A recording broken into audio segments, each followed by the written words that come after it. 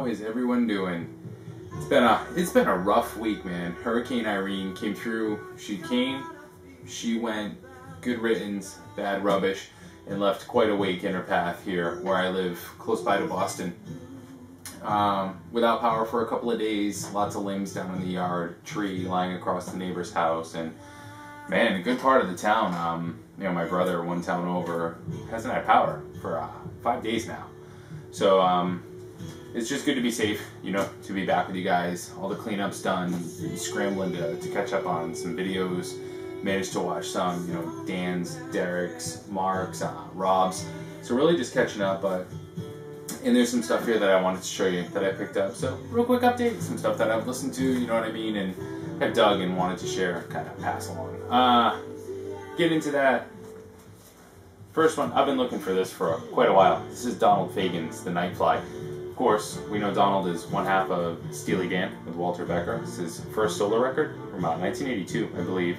And with Donald's spin on the early morning DJ here back in the 50s, 60s that he must have idolized as a kid. And so much play going on here. He is, right, the Nightfly, and this is Pack of Chesterfields from Rod Serling, and the Twilight Zone would always promote those. And the 50s record, 4 or 9 a.m. on the clock, and an audience of one, you know, here on the back cover. At least that's my interpretation of it, but tons of play in the picture. Love that about vinyl, about the covers, about the thought that used to go into it. Some great music here. This is killer. Sounds very much like Steely Dan.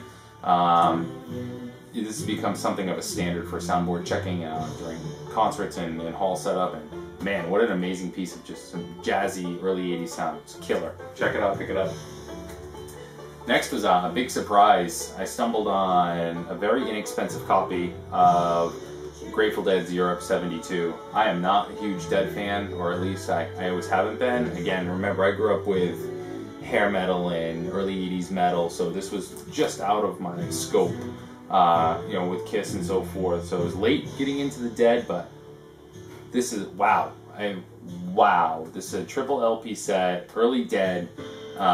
Just amazing stuff. This is cool, right? If you look close, you can see the word live in, I don't know if you can see it in the ice cream splat, but just again, early Dead, early 70s Dead, triple LP. Just holy shit, what an amazing album. What a great, calm, smooth flow through all 3 LPs. It's in great shape, and I'd open it up and show it to you, but it's all white inside, so it's nothing to show. Fantastic. If you don't have it, find it. Do yourself a favor. A couple mainstream pickups. I didn't pay much for these at all. And you know what? I've always just overlooked these. I own these as a kid. I see them all over the place all the time. And I finally decided, for very short money, there's add them to the rack. And that's Cheap Trick's in color and in black and white. Cheap Trick's second album with I Want You to Want Me. Would not be a hit until the live version was released off at Budokan, excuse me, which I have. Not great, but gotta be a completist, right? Their follow-up album, though, Heaven Tonight, is my favorite Cheap Trick album. Again, with the play on covers, you know, these guys are pretty unassuming here, but spin it around, you'll see by the rest of the band that they're actually in a bathroom. And I love that their guitarist here has a cassette copy of that last record in color in his back pocket. Just some fantastic material. Surrender came off this record, you know, and lyrically, the kid coming downstairs and catching his parents making out to his Kiss record couldn't get more close to home for me.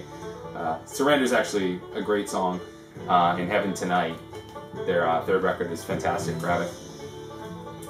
And of course, on the same shelf was Dream Police. So again, I just decided, you know what, their mainstream is all hell, but let's just add them. They're cheap, they're here, they're in great shape, and you know what, they're good records. They are. They probably won't get a ton of play, but Dream Police was the follow-up after Budokan. Cheap Trick was huge at that point. They could do no wrong. This got pretty damn close to Indulgent. It's a good record. It's almost on par with Heaven Tonight. The last one, just not quite. A little more over the top, a little operatic. Very cool gatefold. If you're a fan of 70s rock and you haven't heard this, it's definitely worth picking up. Two I was very happy to find, Mr. Leon Russell and the Shelter People. And the Shelter People's logo, the upside down Superman S. Leon Russell had his hand in just about everything in the early 70s. There's a couple Dylan covers, or his take on Dylan here with, you know, It's a Hard Rain Gonna Fall, Takes a Lot to Laugh, Takes a Train to Cry, the Ballad of Mad Dogs and Englishmen from Joe Cocker's film. You know, Leon Russell was just about everywhere, and this is just jazzy. It's not fun, I don't want to use the word fun, but it's a great record. You know, it's mellow, it's jazzy. Leon reminds me a lot of Van Morrison when I come to think of it, and in that sound that band tends to put out. A lot of female vocals, choirs, backing. It's just excellent, excellent stuff. Right behind it was Americana, later release, late 70s from Leon. The last one was early 70s. And Americana is a lot more fun, upbeat, lifting, jazzy, and that amazes me because this guy looks like Rob Zombie's uncle. And if you've seen Leon Russell's Carney LP, which is what I'm looking for, and I'll stumble on sooner or later, the cover of Carney, all about life in a carnival, or of a carnival worker, it looks so much like House of a Thousand Corpses, Rob Zombie's movie. The cover there is wild, but the music sounds nothing like it. Just what a cool slab of jazzy fun. Again, along the lines of a Van Morrison. Highly recommend either one of those. A couple more. REO Speedwagons, REO 2. Kevin Cronin's first record with REO. He'd leave after this, but soon come back to take REO through the stratosphere of their early 80s mainstream success. But this is just a really great early 70s rock record. 72, I believe. Killer stuff. Sounds nothing like their early 80s material or output. You've still got the organs here, and just wow. Highly recommended 70s rock. I did find, I have a bunch of REO, but I did not have Good Trouble.